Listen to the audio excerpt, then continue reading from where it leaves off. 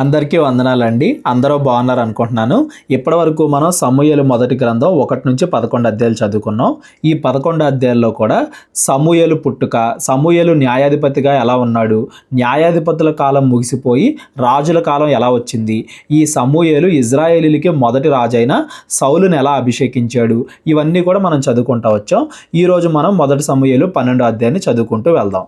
ఇజ్రాయేలీలకి మొదటి రాజైన సౌలుని నియమించిన తర్వాత ఆ పట్టాభిషేకం సమయంలో సమూయేలు ఇజ్రాయెల్ ప్రజలందరితో కూడా మాట్లాడుతున్నాడు. అది 12వ అధ్యాయం. అప్పుడు సమూయేలు ఇజ్రాయెల్ అందరితో అప్పుడు ఇజ్రాయెల్ అందరితో కూడా మాట్లాడుతున్నాడు. ఆలకించుడి, మీరు నాతో చెప్పిన మాట అంగీకరించి మీ మీద ఒకరిని రాజుగా నియమించి ఉన్నాను. రాజు మీ కార్యములను జరిగించును. ఇక నుండి నేను కాదు, మీ రాజే మీ కార్యాలను జరిగిస్తాడు. మీ మాట చొప్పున, ఏదో దేవుడు కోరుకున్నాడు అన్నది కరెక్ట్ అని కాదు, మీ మాట చొప్పున మీరందరూ అడిగారు కాబట్టి దేవుడు మీకు సౌలును రాజుగా నియమించాడు. ఇక నుండి రాజే మీ పనులు చూసుకుంటాడు. న్యాయాధిపతుల కాలం ముగిసిపోయి రాజుల కాలం వచ్చింది అనేది చెప్తున్నాడు. నేను తలనెరిసిన ముసలివాడను, నా కుమారులు మీ మధ్యనున్నారు. బాల్యము నాట నుండి నేటి వరకు నేను మీ కార్యములను జరిగించుచూ వచ్చి తిని, ఇదిగో నేనున్నాను.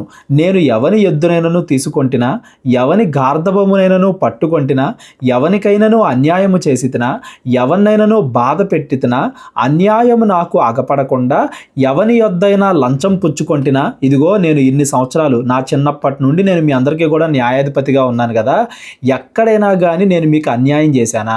నేను మీకు అన్యాయం చేయకపోయినా, దేవుడు న్యాయంగానే నా ద్వారా అన్ని కార్యాలు జరిగించినా కానీ మీరు మాత్రం మాకు రాజు కావాలి అని కోరుకున్నారు. ఇది నా తప్పు కాదు, మీరే కావాలని కోరుకున్నారు అని చెప్తున్నాడు. ఇదంతా కూడా ఎందుకు చెప్తున్నాడంటే, ఫ్యూచర్లో ఇలా రాజు వ్యవస్థ ఇజ్రాయేలీలకు కూడా రావడం వల్ల ఫ్యూచర్లో అనేక మంది చెడ్డ రాజులు వచ్చి ఇజ్రాయేలీల చేత పాపం చేస్తారు. ఇదిగో ఇదంతా కూడా మీరు రాజును కోరుకోవడం వల్లే వచ్చింది, ఏ కారణం లేకుండా మీరు కోరుకున్నారు.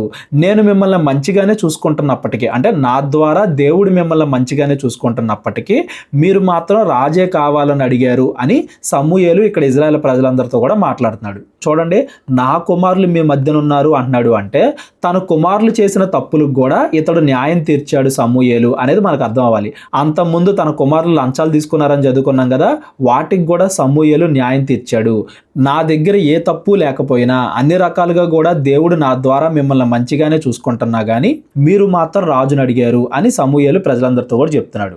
అలాగు చేసిన ఎడల యెహోవా సన్నిధిని ఆయన అభిషేకము చేయించిన వాని ఎదుటను వాడు నా మీద సాక్ష్యము పలుకవలెను. అప్పుడు నేను మీ ఎదుట దానిని మరలా ఇత్తుననెను. ఇదిగో ఇప్పుడు మీకు రాజు కూడా వచ్చాడు కదా, నేను అంతకుముందు ఎవరికన్నా అన్యాయం చేస్తే రండి చెప్పండి, ఇప్పుడు నేను మరలా దాన్ని సరిచేస్తున్నాను. అంటే దీని ఉద్దేశం ఏంటంటే, నాలో ఏదైనా తప్పు ఉంటే చూపించండి అని బహిరంగంగా అడుగుతున్నాడు సమూయేలు. యేసుక్రీస్తు వారు ఎలా అయితే నాలో ఏదన్నా పాపం ఉందని నిరూపించగలరా అని అడిగారో, సమూయేలు కూడా నేను ఎవరికైనా అన్యాయం చేశానా, నాలో ఏదన్నా తప్పు ఉంటే చూపించండి అని ఇజ్రాయెల్ అందరిని కూడా అడుగుతున్నాడు.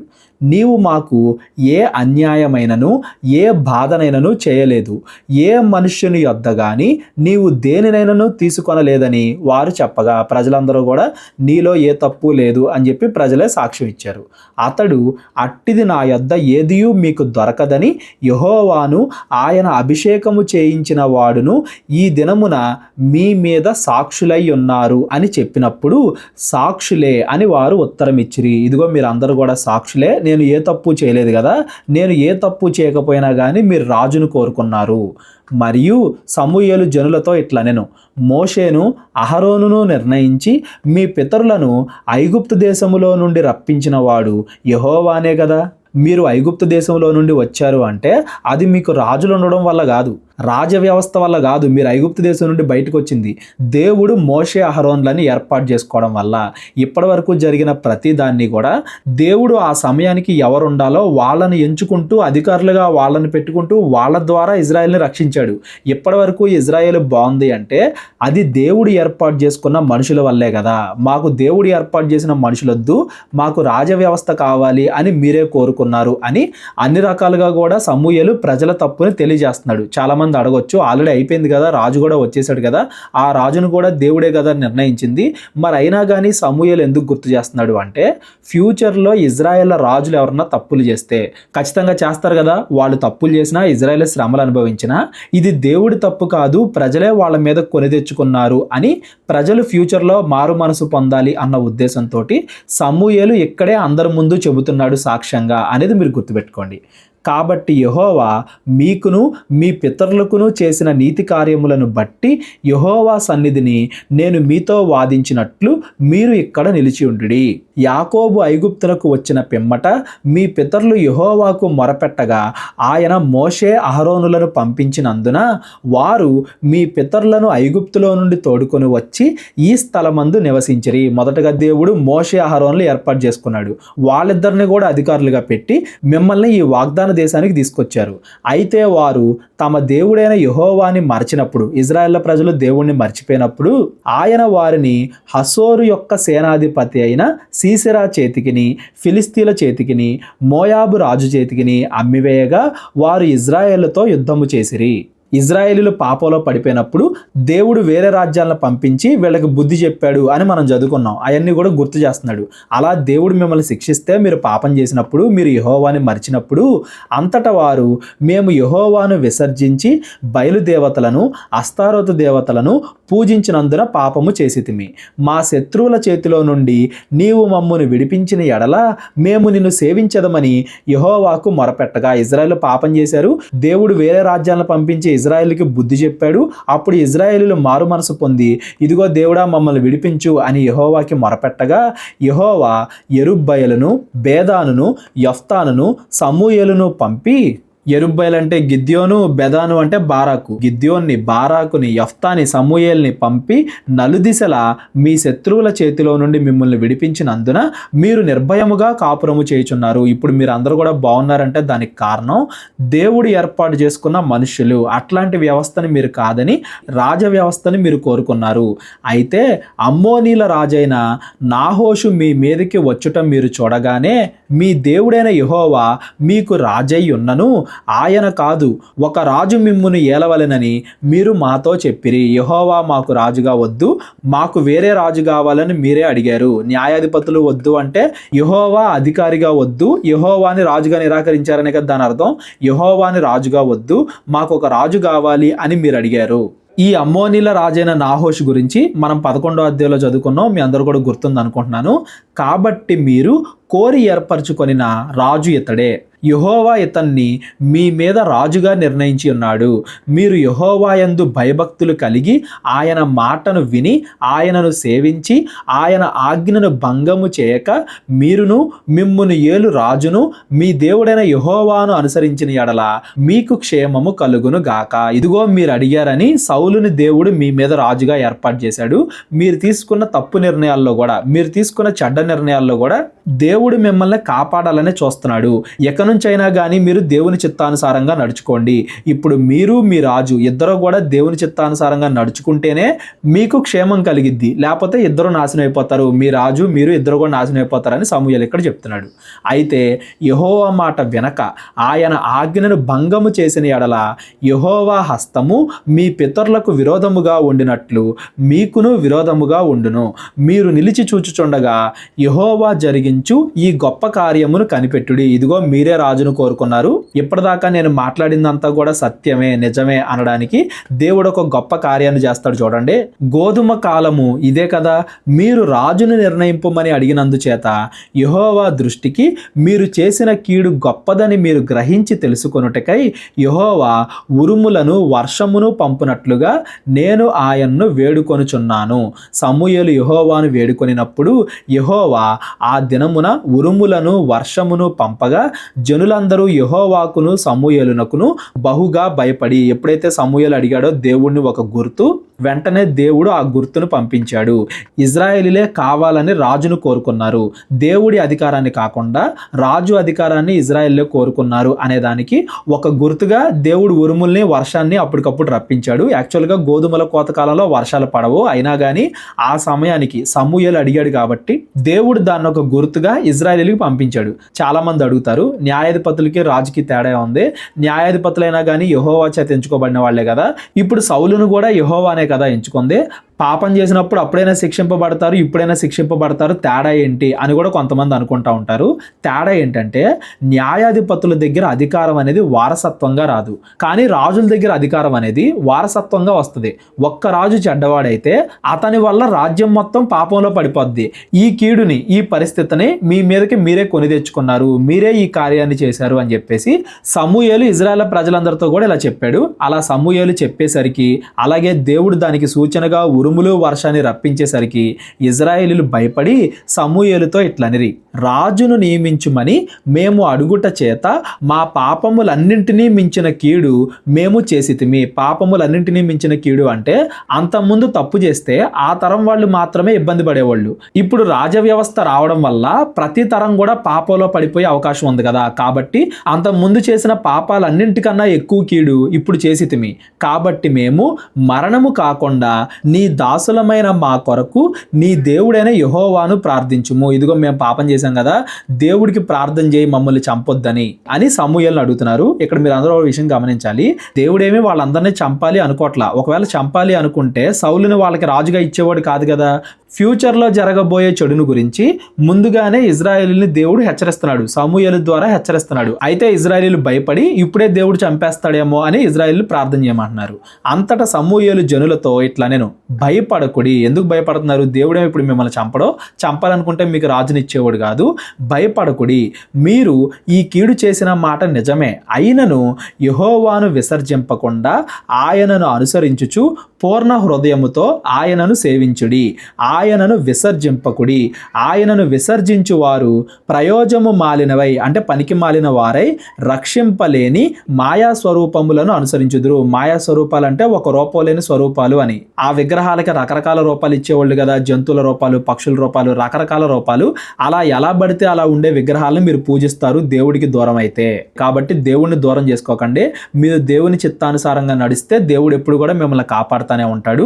మీరు కానీ మీ రాజు కానీ దేవుడికి విరోధంగా తిరిగితే అప్పుడు మాత్రమే మీరు నాశనం అవుతారు. కాబట్టి ఎక నుండి అయినా కానీ, జరిగింది ఏదో జరిగిపోయింది, ఎక నుండి అయినా కానీ జాగ్రత్తగా ఉండండి అని సమూయేలు ఇజ్రాయెల్తో చెప్తున్నాడు. నిజముగా అవి మాయయే, యెహోవా మిమ్మును తనకు జనముగా చేసుకొనుటకు ఇష్టము కలిగి ఉన్నాడు. తన ఘనమైన నామము నిమిత్తము తన జనులను ఆయన విడనాడడు.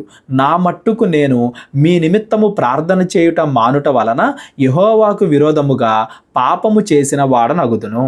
ప్రజల గురించి ప్రార్థన చేయకపోయినా కూడా అది కూడా పాపమేనంట. ఎవరైనా కానీ, నాయకులు, అధికారులు, పాస్టర్లు కానీ ఎవరైనా కానీ ప్రజల గురించి, వాళ్ళ విశ్వాసుల గురించి ప్రార్థన చేయకపోతే అది కూడా పాపమే. నేనైతే మీ గురించి ఎప్పుడు కూడా ప్రార్థన చేస్తూనే ఉంటాను. ఇప్పటి వరకు దేవుడు మిమ్మల్ని కాపాడాడు అంటే అది దేవుడు మంచివాడు కాబట్టి, అంతేగాని మనం మంచివాళ్ళమని కాదు. ఇక నుండి అయినా కానీ మంచిగా బ్రతుకుదాం, అప్పుడు దేవుడు మనల్ని దీవిస్తాడు, లేకపోతే మనం నాశనం అవుతాం అని చెప్పేసి సమూయేలు ఇజ్రాయెల్ ప్రజలందరినీ కూడా హెచ్చరిస్తున్నాడు. నేను కూడా మీ గురించి ప్రార్థన చేస్తా అని కూడా చెప్తున్నాడు. కానీ శ్రేష్టమైన చక్కని మార్గమును మీకు బోధింతును. ఆయన మీ కొరకు ఎన్ని గొప్ప కార్యములను చేసెనో అది మీరు తలంచుకొని మీరు యెహోవా యందు భయభక్తులు కలిగి నిష్కపటులై పూర్ణ హృదయముతో ఆయనను సేవించుట ఆవశ్యకము. మీరు కీడు చేయువారైతే తప్పకుండా మీరును మీ రాజును నాశనమగుతారు. అన్నింటికన్నా శ్రేష్టమైన మార్గం ఏంటంటే పాపం చేయకుండా బ్రతకడమే. ఇప్పుడు మాకు రాజు వచ్చేసాడు కాబట్టి అంతా బాగుంటుందని మీరు అనుకోవద్దు. మీరు పాపం చేయకుండా ఉంటేనే దేవుడు మిమ్మల్ని కాపాడతాడు. ఒకవేళ మీరు పాపం చేశారంటే అందరూ కలిసి నాశనం అవుతారు అని చెప్పేసి సమూయేలు అందరినీ కూడా ఫైనల్గా హెచ్చరించాడు. 11వ అధ్యాయంలో సౌలును రాజుగా నియమించడం మనం చదువుకున్నాం. 12వ అధ్యాయంలో సమూయేలు ఆఖరిసారిగా ఇజ్రాయెల్ అందరినీ కూడా హెచ్చరిస్తున్నాడు. సమూయేలు రాసిన మొదటి గ్రంథం 13వ అధ్యాయం నుండి ఇంకా రాజుల కాలం స్టార్ట్ అయిపోద్ది. ఇక 13వ అధ్యాయం నుండి రాజుల గురించే ఉంటుంది అనేది మనం గమనించాలి. సౌలు 30 ఏండ్ల గలవాడై ఏలన ఆరంభించెను. అంటే సౌలును రాజుగా నియమించినప్పటికీ సౌలుకి 30 సంవత్సరాలు.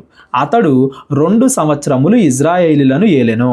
ఈ మాట ప్రాచీన ప్రతుల్లో కరెక్ట్గా లేదు. మీ అందరికీ తెలుసు, బైబిల్ అనే దాన్ని కొన్ని వేల సంవత్సరాల నుండి కాపీ చేసుకుంటూ వస్తున్నారు. ముందుగా జంతు చర్మాల మీద, ఆ తర్వాత పేపర్ల మీద, ఇప్పుడైతే డైరెక్ట్గా మనకి ఫోన్లలో యాప్లాగా కూడా వచ్చేసాయి. కానీ పాతకాలంలో ఈ పుస్తకాలన్నీ కూడా దాయాలంటే చాలా కష్టం. కొన్ని సంవత్సరాలు అయిపోయిన తర్వాత వాటిల్లో కొన్ని ప్రింట్ పోతాయి. ఇప్పుడు ఉదాహరణకి మనం ఏదన్నా ఒక చోట రాసాము, ఏదన్నా ఒక పుస్తకంలో కొద్ది సంవత్సరాలు అయిన తర్వాత ఆ ఇంక్ కానీ అది కానీ కొంచెం అటు ఇటు అయిపోద్ది కదా. అలాగా బైబిల్లో ఎక్కడైనా కానీ ప్రింటింగ్ మిస్టేక్స్, తప్పులు తప్పులు ఉన్నాయంటే అది కేవలం ఒకే ఒక్క దాని దగ్గర ఉంటుందండి. అదేంటంటే నెంబర్స్.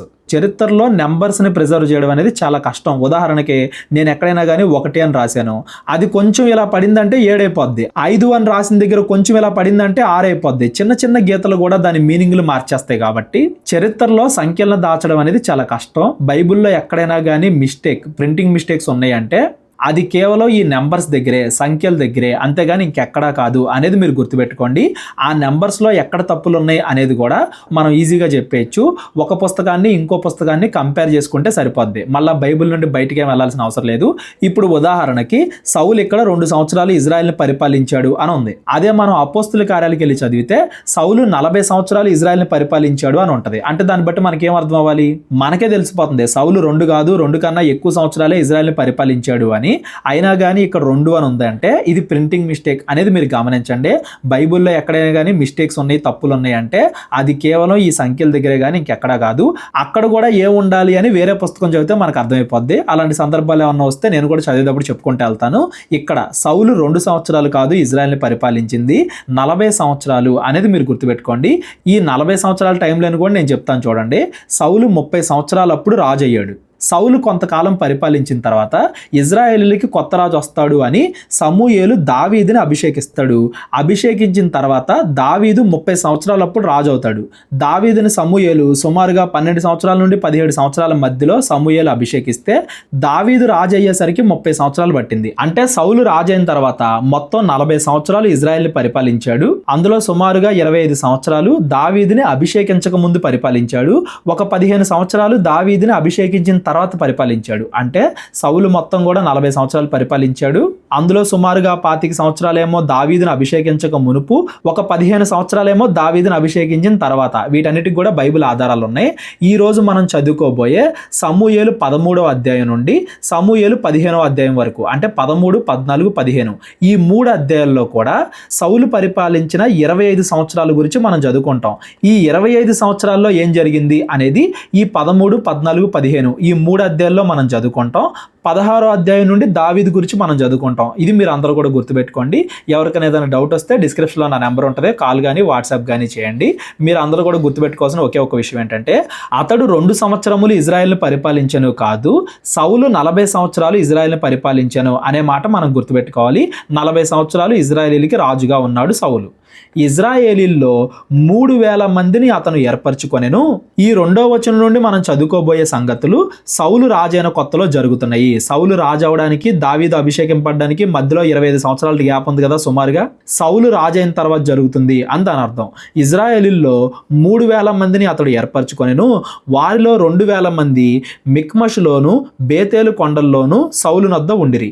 1000 మంది బెన్యామీనుల గిబియాలో యోనాతాను నొద్ద ఉండిరి. యోనాతాను అనే పేరు మీరు అందరూ కూడా గుర్తుపెట్టుకోండి. ఈ సమూయేలు గ్రంథంలో ఈ పేరు కూడా మనం ఎక్కువగా చదువుకుంటాం. సౌలు యొక్క కుమారుడు యోనాతాను. 3,000 మంది సైన్యాన్ని ఏర్పాటు చేసుకున్నాడు. 2,000 మంది ఏమో తన దగ్గర, 1000 మంది ఏమో తన కుమారుడి దగ్గర ఉన్నారు. మిగిలిన వారిని అతడు వారి వారి డేరాలకు పంపివేశెను. యోనాతాను గెబాలోనున్న ఫిలిస్తీన్ల దండును హతము చేయగా ఆ సంగతి ఫిలిస్తీన్లకు వినబడెను. యోనాతాను మంచి భక్తి గలవాడు, భక్తుడు అని మీరు గుర్తుపెట్టుకోండి. తనకిచ్చిన సైన్యంతో ఫిలిస్తీన్ల మీద యుద్ధాలు చేస్తున్నాడు, ఆ యుద్ధాలు గెలుస్తున్నాడు.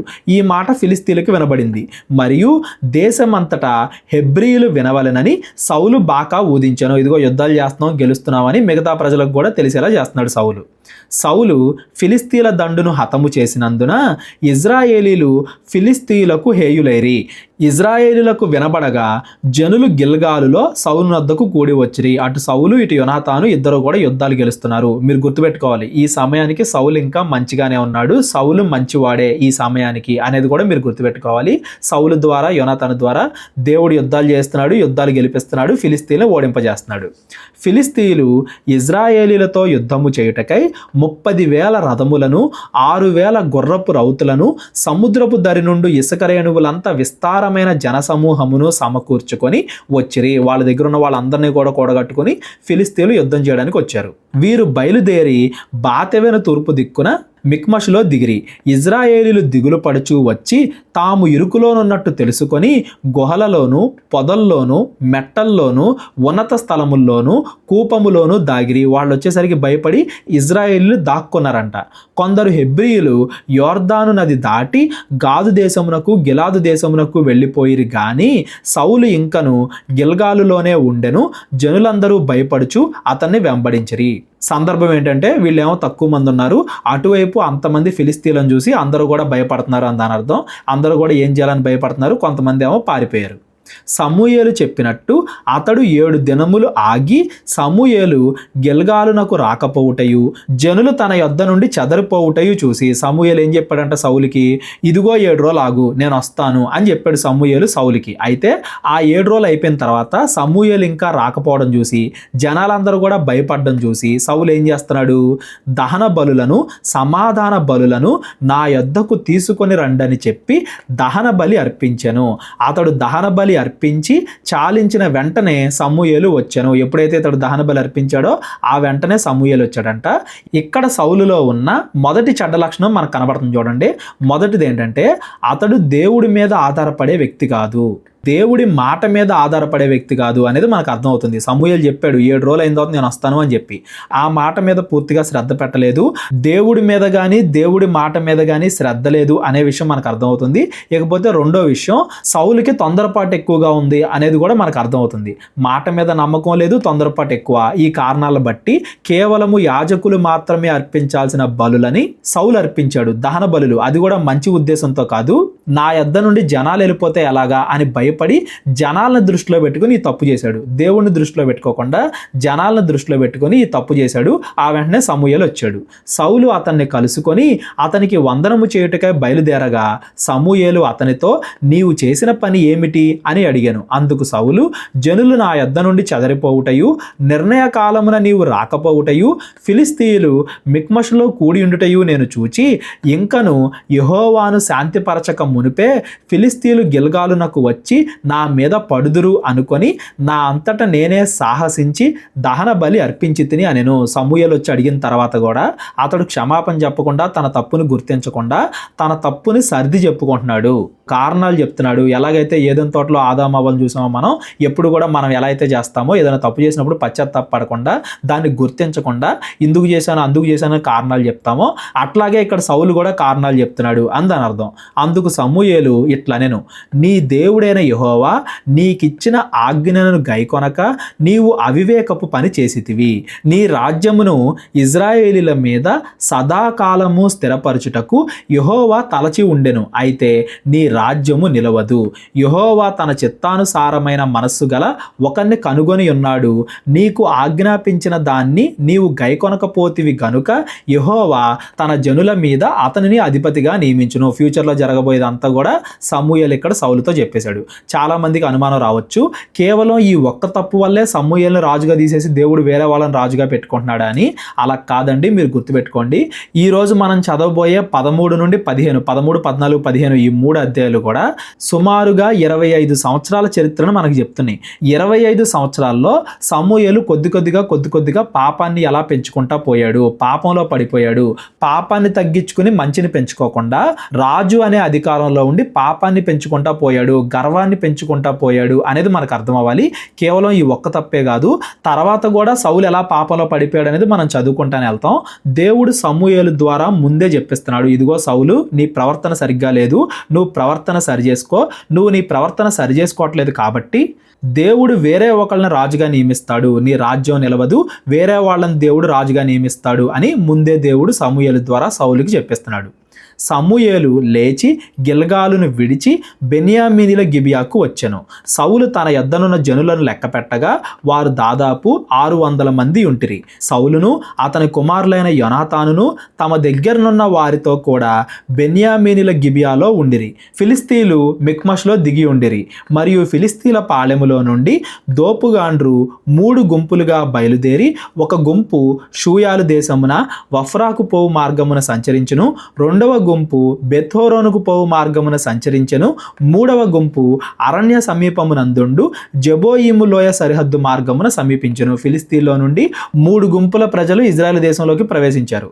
హెబ్రీయులు కత్తులను ఈటెలను చేయించుకొందురేమో అని ఫిలిస్తీయులు ఇజ్రాయెల్ దేశం అందంతటా కుమ్మరి వాండ్రు లేకుండా చేసి ఉండిరి. అంతకుముందు కొద్ది సంవత్సరాల నుండే మెటల్ ఏవైతే కత్తులు ఈటెలు చేయడానికి ఉపయోగిస్తారో ఆ మెటల్ ఏది ఇజ్రాయెల్ దేశంలోనికి రాకుండా వాళ్ళు కంట్రోల్ చేశారు చాలా కాలం నుండి. అవి తయారు చేసేవాళ్ళు కూడా కుమ్మర వాండ్రు లేకుండా చేసి ఉండిరి. కాబట్టి ఇజ్రాయెల్ అందరూ తమ నక్కులను, పారలను, గొడ్డళ్లను, పోటకత్తులను పదును చేయించుటకై ఫిలిస్తీన్ల దగ్గరకు పోవలసి వచ్చెను. అయితే నక్కలకును పారలకును 3 ముండ్లు గల కొంకులను, గొడ్డండ్ర కొనుమును అంటే గొడ్డలి వాటిల్ని, కోల కర్రలు సరిచేయుటకును ఆకురాళ్ళు మాత్రము వారి యొద్ద ఉండెను. అంటే ఇంట్లో పనులు చేసుకునే పనిముట్లు మాత్రమే ఉన్నాయి, ఇజ్రాయెల్ దగ్గర ఆయుధాలు కూడా లేవు అని దాని అర్థం. కాబట్టి యుద్ధ దినమునందు సౌలు నొద్దను యోనాతాను నొద్దను ఉన్న జనులలో ఒకని చేతులైనను కత్తియే గాని ఈటెయే గాని లేకపోయేను. యుద్ధం చేయడానికి కావలసిన ఆయుధాలు ఇజ్రాయెల్ దగ్గర లేవు. సౌలునకును అతని కుమారుడైన యోనాతానుకును మాత్రము అవి ఉండెను. ఫిలిస్తీన్ల దండు కావలి వారు కొందరు మిక్మష్ కనుమకు వచ్చిరి. వాళ్ళేమో యుద్ధం చేయడానికి వచ్చేస్తున్నారు, వీళ్ళ దగ్గర ఏమో లేవు. అప్పుడు ఏం జరుగుతుందో చదువుకుంటూ వెళ్దాం. 1 సమూయేలు 14వ అధ్యాయం. ఆ దినమున సౌలు కుమారుడైన యోనాతాను తన తండ్రితో ఏమీ చెప్పక తన ఆయుధములు మోయు పడుచువాన్ని చూచి తండ్రికి తెలియకుండా ఏదో చేస్తున్నాడు యోనాతాను. ఏం చేస్తున్నాడు చదువుకుంటూ వెళ్దాం. అవతలనున్న ఫిలిస్తీన్ల దండు కావలి వారిని హతము చేయపోదుము రమ్మనెను. యోనాతాను తన దగ్గరుండే ఒక వ్యక్తి, వీళ్ళిద్దరే కలిసి ఫిలిస్తీన్ల గుంపుల్లో ఒక గుంపును అంతం చేయడానికి వెళ్తున్నారు. అంటే దేవుడు ఎలాగైనా కానీ మనల్ని గెలిపిస్తాడు అని యోనాతానికి దేవుడి మీద ఎంత విశ్వాసం ఉంది అనేది మనం గమనించాలి. ఒక పక్కన మిగతా ఇజ్రాయెల్ అందరూ కూడా పారిపోతున్నారు, అయినా కానీ యోనాతాను దేవుడి మీద విశ్వాసంతో యుద్ధం చేయడానికి ఎదురెళ్తున్నాడు అనేది మనకు అర్థం అవ్వాలి. సౌలు గిబియా అవతల మిగ్రోనులో దానిమ్మ చెట్టు కింద దాగి ఉండెను. సౌలు దాగి ఉన్నాడు అంటే రాజైన సౌలేమో భయపడి దాక్కుంటున్నాడు, యోనాతానేమో దేవుడి మీద విశ్వాసంతో యుద్ధం చేయడానికి ముందుకు వెళ్తున్నాడు. సౌలులో ఉన్న ఇంకొక చెడ్డ లక్షణం కూడా ఇక్కడ మనకి బయటపడుతుంది. అతని యొద్దనున్న అంటే సౌలు దగ్గరనున్న జనులు దాదాపు 600 మంది. షిలోహులో యెహోవాకు యాజకుడగు ఏలీ యొక్క కుమారుడైన ఫినెహాసుకు పుట్టిన ఈకాబాతు యొక్క సహోదరుడైన అహీటూబునకు జననమైన అహియా ఏఫోదు ధరించుకొని అక్కడ ఉండెను. మనం ముందు మాట్లాడుకున్నాం కదా ఏలి యొక్క కుటుంబం నాశనం అయిపోయింది అని. మళ్ళీ ఎక్కడి నుంచి వచ్చారని మీరు అడగొద్దు, అక్కడ కూడా నేను చెప్పాను. ఏలి కుమారులు మాత్రం చనిపోయారు, అతని కుటుంబంలో కొంతమంది మిగిలిన్నారు, ఒకళ్ళిద్దరు. వాళ్ళు కూడా ఎలా అంతమైపోయారు అనేది మనం తర్వాత పుస్తకాల్లో చదువుకుంటూ వెళ్దాం. ప్రస్తుతానికి అతడు అక్కడ ఉన్నాడు ఆ ఏఫోద్ ధరించుకుని అనేది మనకి ఇక్కడ గుర్తు చేస్తున్నాడు. యోనాతాను వెళ్ళిన సంగతి జనులకు తెలియక ఉండెను. ఎవరికి తెలియకుండా వెళ్ళాడు యోనాతాను, తెలిస్తే వెళ్ళనివ్వరని.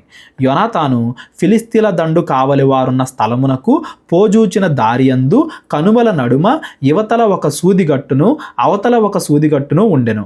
వాటిలో ఒక దాని పేరు బొస్సేను, రెండవ దాని పేరు సెనే. ఒక దాని కొమ్ము మిక్మష్ ఎదుట ఉత్తరం వైపును, రెండవ దాని కొమ్ము గిబియా ఎదుట దక్షిణం వైపును ఉండెను. యోనాతాను ఈ సున్నతి లేని దండు కాపరుల మీదకి పోదము రమ్ము, యెహోవా మన కార్యమును సాగించునేమో, అనేకుల చేతనైనను కొద్ది మందుల చేతనైనను రక్షించుటకు యెహోవాకు అడ్డమా అని తన ఆయుధములు మోయువానితో చెప్పగా. చూడండి ఎంత విశ్వాసం ఉందో యోనాతానికి. అనేకుల చేతనైనను కొద్ది మంది చేతనైనను రక్షించగలడు. దేవుడు ఎలాగైనా రక్షించాలనుకుంటే దేవుడే రక్షిస్తాడు, పద మనం వెళ్ళి యుద్ధం చేద్దాం అని చెప్పేసి తన ఆయుధాలు మోసేవాడితో చెప్పాడు. అతడు నీ మనస్సులో ఉన్నదంతయు చేయుము, పోదము రమ్ము. అతడు కూడా ఎంత విశ్వాసం కలిగినాడో చూడండి. వీళ్ళిద్దరూ కూడా దేవుని వెంబడించే వాళ్ళు, దేవుడి ఆలోచనలు కలిగిన వాళ్ళని మనకు అర్థమవుతుంది. అందరూ కూడా భయపడుతుంటే, మంచి ఆకారం కలిగిన రాజు కూడా భయపడుతుంటే, మనం చదువుకున్నాం కదా సౌలు అందరికన్నా ఎత్తుగలవాడు, మంచి శరీరాకృతి గలవాడు అని. అలాంటి సౌలు కూడా భయపడుతుంటే ఇక్కడ యోనాతాను అతని ఆయుధాలు మోసేవాళ్ళు మాత్రం దేవుడి మీద నమ్మకంతో వెళ్తున్నారంటే వీళ్ళకి ఎంత విశ్వాసం ఉంది అనేది మనం అర్థం చేసుకోవాలి. నీ ఇష్టానుసారముగా నేను నీకు తోడుగానున్నానని అతనితో చెప్పాను.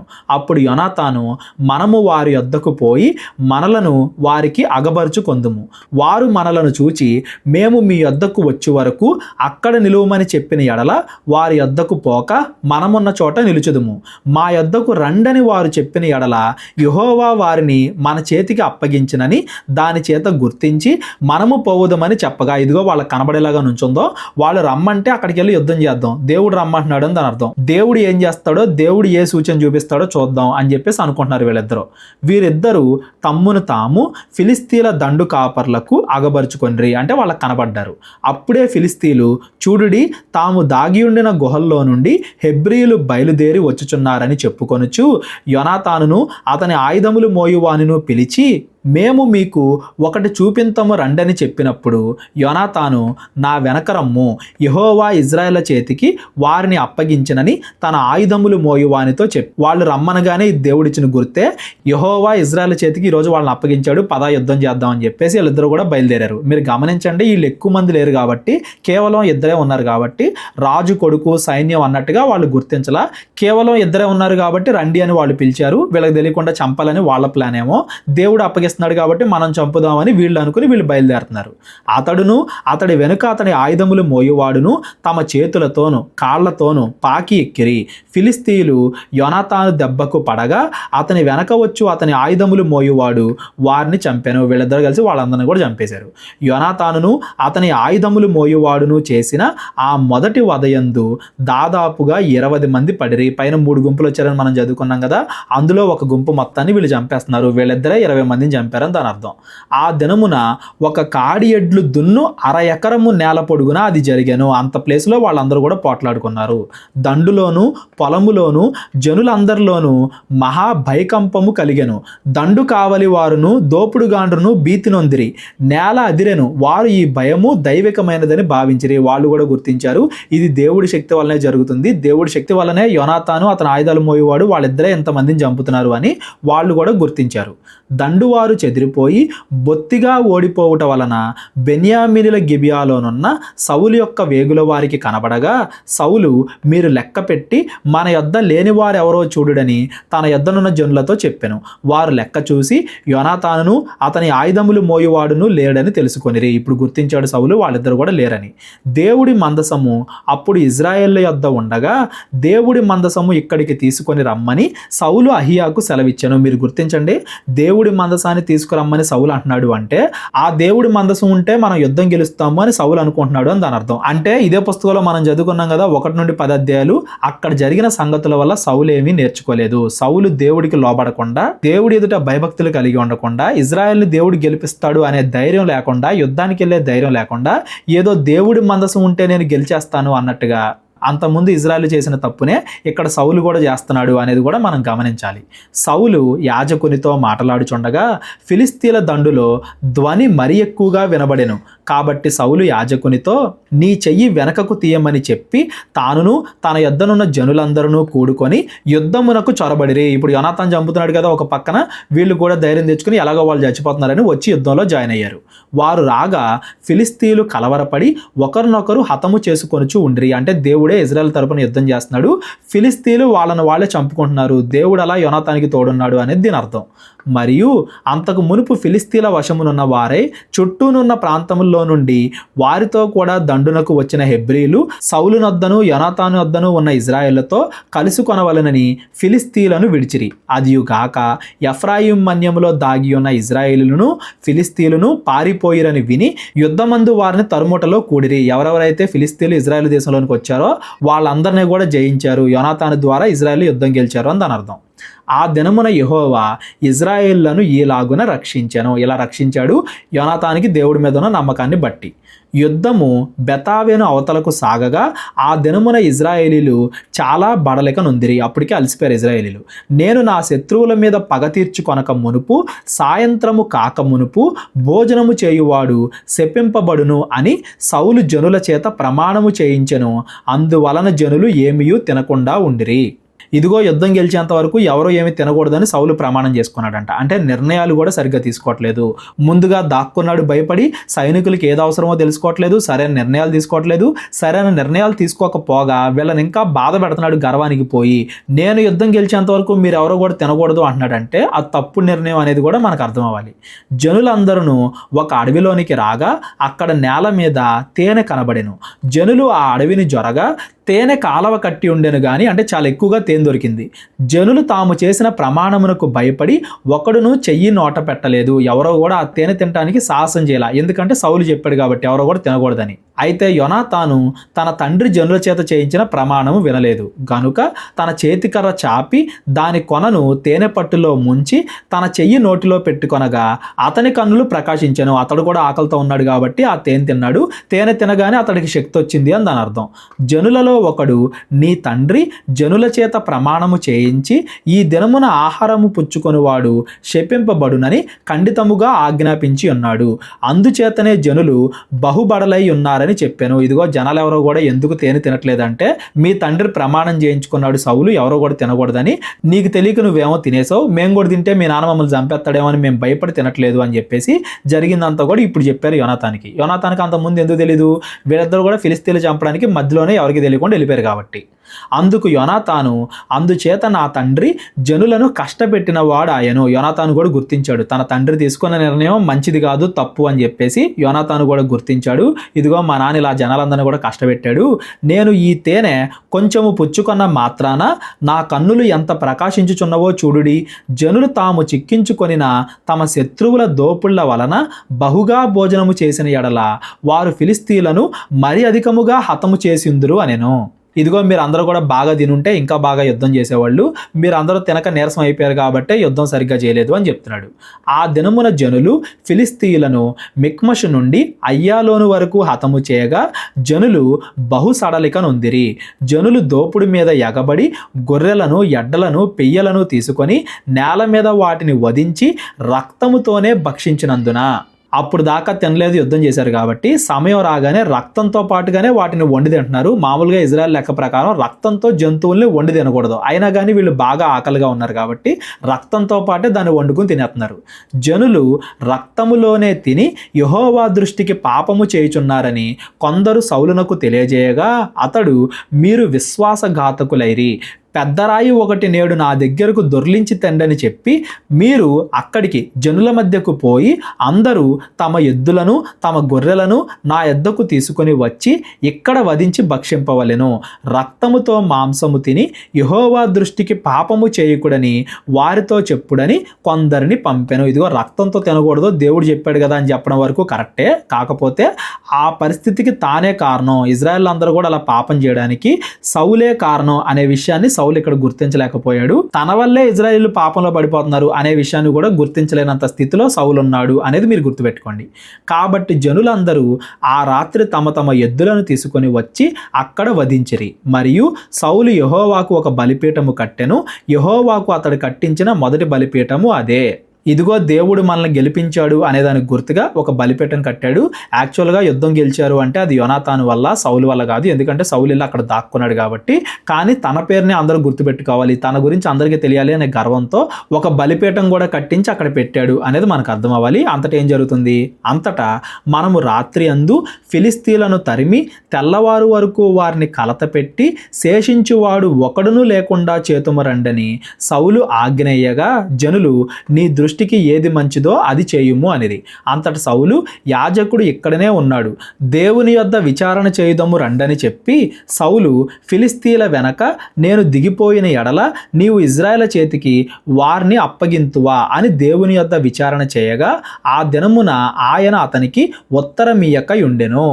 మీరు గుర్తించాలి, ఇక్కడ జరుగుతున్న సందర్భం సమూయేలు ఎదుట కాదు, యాజకుడు ఏలీ కుటుంబానికి చెందిన యాజకుడి దగ్గర జరుగుతుంది. మేము ఇంకా ఎలా ఫిలిస్తీన్లు అంతం చేయడానికి అడిగితే అతడు ఏమీ చెప్పల. అందువలన సౌలు, జనులలో పెద్దలు నా యొద్దకు వచ్చి నేడు ఎవరి వలన ఈ పాపము కలిగెనో అని విచారింపవలెను. అంటే రక్తంతో మాంసం తినటం వల్ల ఇదంతా జరిగింది, అందుకే దేవుడు ఏం సమాధానం ఇవ్వట్లేదు అని సౌలు తనకు తానే ఊహించేసుకుని అసలు ఎవరి వల్ల పాపం జరిగింది, ఏం పాపం జరిగింది, ఎక్కడ పాపం జరిగింది అని కనుక్కోవడానికి ప్రయత్నం చేస్తున్నాడు. నా కుమారుడైన యోనాతాను వలన కలిగినను వాడు తప్పక మరణమగునని ఇజ్రాయేలీలను రక్షించు యెహోవా జీవము తోడని నేను ప్రమాణము చేయుచున్నాను అనెను. ఒకవేళ తప్పు చేసింది నా కుమారుడైనా కానీ నేను చంపుతాను అని చెప్పేసి ప్రమాణం చేశాడంట. అంటే ఏమీ ఆలోచించకుండా ఎలా పడితే అలా ప్రమాణాలు చేస్తున్నాడు, మాట ఇచ్చేస్తున్నాడు యెఫ్తా లాగా అనేది కూడా మనం ఇక్కడ గమనించాలి. అయితే జనులందరిలో అతనికి ప్రత్యుత్తరం ఇచ్చువాడు ఒకడును లేకపోయెను. మీరు ఒక తట్టును, నేనును నా కుమారుడు యోనాతానును ఒక తట్టును ఉండవలెనని అతడు జనులందరితో చెప్పగా, జనులు నీ దృష్టికి ఏది మంచిదో అదే చేయుమని సౌలుతో చెప్పిరి. అప్పుడు సౌలు ఇజ్రాయేలులకు దేవుడైన యెహోవా దోషిని కనబరుచుమని ప్రార్థింపగా, సౌలు పేరిటను యోనాతాను పేరిటను చీటీ పడెను గాని జనులు తప్పించుకొనిరి. రెండే 2 చీటీలు ఉన్నాయి. ఒక చీటీలోనేమో యోనాతాను పేరు, సౌలు పేరు ఉంది. మిగతా చీటీలోనేమో మిగతా ప్రజలందరూ అని ఉంది. ఎవరు తప్పు చేశారని చీట్లేస్తే యోనాతాను పేరు, సౌలు పేరు ఉన్న చీటీ పడింది. నాకును నా కుమారుడైన యోనాతానుకును చీట్లు వేయుడని సౌలు ఆజ్ఞనేయగా యోనాతాను పేరిట చీటీ పడెను. ఈసారి చీటీలో యోనాతాను పేరు వచ్చింది. మీరు గమనించండి, ఈ చీటీలు మోషే, యెహోషువ వాళ్ళు వేసిన చీటీలు లాంటివి కావు. ఖచ్చితంగా దేవుడే ఇక్కడ చూపిస్తున్నాడు ఎవరి తప్పు అనేది మనం చెప్పలేం. ఎందుకంటే ఇక్కడ అధికారి ఎవరో కూడా లేరు కాబట్టి, ఉన్న ఏలి కుటుంబంలో ఉన్న యాజకుడు కూడా ఎలాంటి వాడో మనకి తెలియదు కాబట్టి ఇది ఖచ్చితంగా దేవుడే చెప్తున్నాడు, ఆ చీటీలు ఖచ్చితంగా దేవుడే నిర్ణయించి ఎవరి తప్పు అని చెప్తున్నాడు అనేది మనం తీసుకోకూడదు. ఇది ఖచ్చితంగా దేవుడే చెప్తున్నాడు అనేది మనం తీసుకోకూడదు. కాకపోతే చీటీ వేయగానే యోనాతాను పేరు వచ్చింది. నీవు చేసినదేదో నాతో చెప్పుమని యోనాతానుతో అనగా, యోనాతాను నా చేతి కొనతో కొంచెము తేనె పుచ్చుకున్న మాట వాస్తవమే, కొంచెము తేనెకై నేను మరణమొందవలసి వచ్చినదని అతనితో చెప్పగా, యోనాతాన్ ఏమనుకున్నాడు, నేను తేనె తిన్నాను కదా అదే తప్పేమో అని అనుకున్నాడు. యాక్చువల్గా యోనాతాన్ చేసింది తప్పు కాదు. ఎందుకంటే సౌలు ఎవరినే తినొద్దన్నాడు అనే విషయం యోనాతానికి తెలియదు కాబట్టి, తెలిసిన తర్వాత ఇంకా తినలా, తను అంతకన్నా ఎక్కువ తినలా, కొంచెమే తేనె తిన్నాడు అంటే అది అతను తప్పు కాదు. అయినా కానీ నేను తిన్న కొంచెం తేనెకి నేను చావాల్సి వస్తుంది అని చెప్పేసి అతడు అన్నాడు. అందుకు సౌలు, యోనాతానా నీవు ఆవశ్యకముగా మరణమగుదువు, నేను ఒప్పుకొనని ఎడల దేవుడు నాకు గొప్ప అపాయము కలుగజేయునుగాక. నేను మరలా సౌలు ఇక్కడ యెఫ్తాలాగా బిహేవ్ చేస్తున్నాడని మనకు అర్థమవుతుంది. తొందరపాటు నిర్ణయాలు, కొంచెం కూడా అటు ఇటు ఆలోచించకుండా తొందరపాటు నిర్ణయాలు తీసుకుంటున్నాడని దాని అర్థం. యోనాతాను వల్లే దేవుడు ఇజ్రాయెల్ని గెలిపించాడు, ఇందులో తప్పు యోనాతాన్ది ఏమి లేదు. అయినా కానీ చనిపోకపోతే నాకు ఆపద వచ్చుగాక అంటున్నాడు. అంటే ఏది పడితే అది మాట్లాడుతున్నాడు, యెఫ్తాలాగా ఎలా పడితే అలా తొందరపాటు నిర్ణయాలు తీసుకుంటున్నాడు అనేది మనకు అర్థం అవ్వాలి. ఈ అధ్యాయాలన్నింటిలో కూడా సౌలులో ఉన్న చెడ్డ లక్షణాలు కొద్ది కొద్దిగా పెరుగుతూ ఉన్నాయి అనేది మనం గమనించాలి. అయితే జనులు సౌలుతో, ఇజ్రాయేలీలకు ఇంత గొప్ప రక్షణ కలుగజేసిన యోనాతాను మరణమగున అది అన్నటికి కూడదు. దేవుని సహాయము చేత ఈ దినమున యోనాతాను మనలను జయమునొందించెను.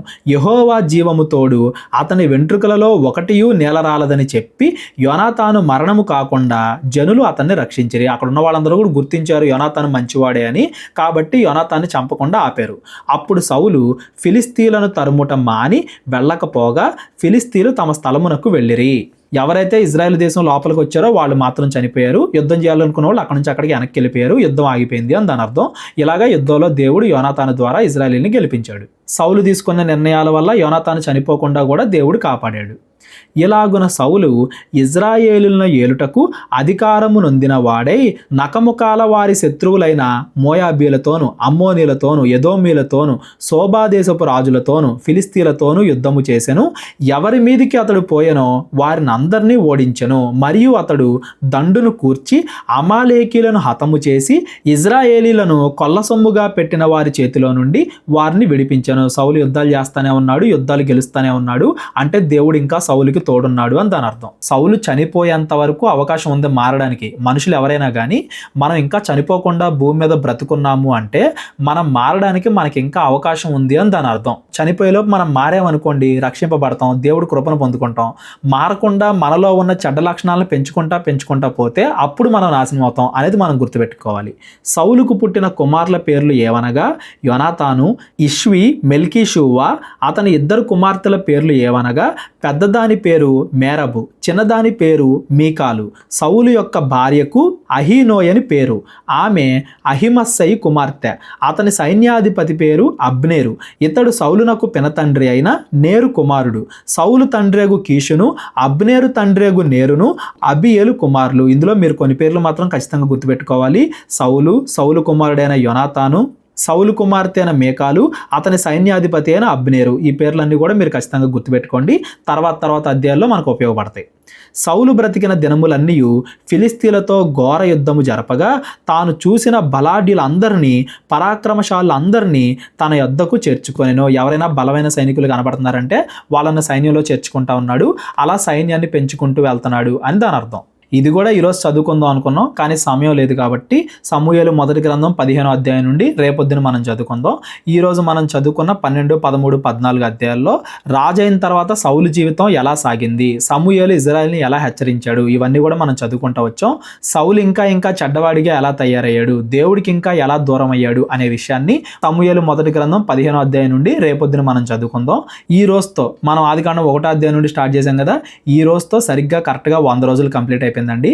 ఈ 100 రోజులు కూడా మనందరం కూడా దేవుడి వాక్యాన్ని ప్రతిరోజు చదువుకోవడానికి అవకాశం ఇచ్చిన దేవుడికి కృతజ్ఞతలు. ఇది ఖచ్చితంగా ఆశ్చర్యకారమే. మధ్యలో ఎన్ని ఆటంకాలు కలిగినా కానీ ఒక్కరోజు కూడా గ్యాప్ లేకుండా ప్రతిరోజు నేను ఒక వీడియో చేయగలిగాను అంటే ఇది ఖచ్చితంగా దేవుడి కృపే. మీ అందరికీ కూడా వినడానికి ఒక అరగంట మాత్రమే పట్టొచ్చు, కాకపోతే నేను చదివి ప్రిపేర్ అయ్యి దాన్ని రికార్డ్ చేసి మళ్ళీ దాన్ని ఎడిట్ చేయడానికి రోజులో నాకు ఒక 5-6 గంటలు దీని దగ్గరే సమయం అయిపోద్ది. అలా ప్రతిరోజు కూడా జరుగుతూ వచ్చింది అంటే ఇది ఖచ్చితంగా దేవుడి కృపే. ఇదంతా కూడా భారమైన పరిచర్య అని మీరు అందరూ కూడా గుర్తించి మీరు కూడా నా గురించి ప్రార్థన చేయాలి అని నేను కోరుకుంటున్నాను. మీ అందరినీ నేను అడుగుతున్న ఇంకో విషయం ఏంటంటే, ప్రేరేపణ కలిగిన వాళ్ళు మా పరిచర్యకి మీ కానుకల ద్వారా సహకరించండి. ఉన్నవాళ్ళు మాత్రమే, లేని వాళ్ళు మా గురించి ప్రార్థించండి చాలు. బట్ ఎవరెవరికైతే ఆసక్తి ఉందో దేవుడు మిమ్మల్ని ప్రేరేపించాడో వారు మాత్రం ఖచ్చితంగా మీ కానుకల ద్వారా మమ్మల్ని బలపరచండి. తద్వారా ఇంకా ఎక్కువ మందికి ఈ సువార్తను మేము తీసుకెళ్ళగలుగుతాం, ఇంకా ఎక్కువ మందికి వాక్యాన్ని ప్రకటించగలుగుతాం. కాబట్టి ఈ పరిచర్యలో మీరు కూడా పాలివారవ్వాలని నేను కోరుకుంటున్నాను. ఏదన్నా 1-2 రోజులు మీకు వాక్యం వినడానికి సమయం కుదరకపోయినా తర్వాత రోజు ముందుది కూడా కలిపేసి వినండి. అలా ఈ సంవత్సరం అంతా కూడా మీరు విన్నారంటే బైబిల్ మీద ఒక పూర్తి అవగాహన మీ అందరికీ కూడా వస్తుంది. ఈ రాజుల కాలం అయిపోయిన తర్వాత వచ్చే పుస్తకాలు ఇంకొంచెం కష్టంగా ఉంటాయి కాబట్టి ప్రతిరోజు కూడా వీటిని ఫాలో అవ్వాలని నేను కోరుకుంటున్నాను. వినేటప్పుడు ఎవరికైనా ఏదైనా డౌట్ వస్తే డిస్క్రిప్షన్లో నా నెంబర్ ఉంటుంది, కాల్ కానీ వాట్సాప్ కానీ చేయండి. మీ అందరినీ కూడా దేవుడు దీవించి ఆశీర్వదించును గాక. అందరికీ వందనాలు. మా కోసం ప్రార్థించండి, మా పరిచర్లో పాలివారవ్వండి. అందరికీ వందనాలు.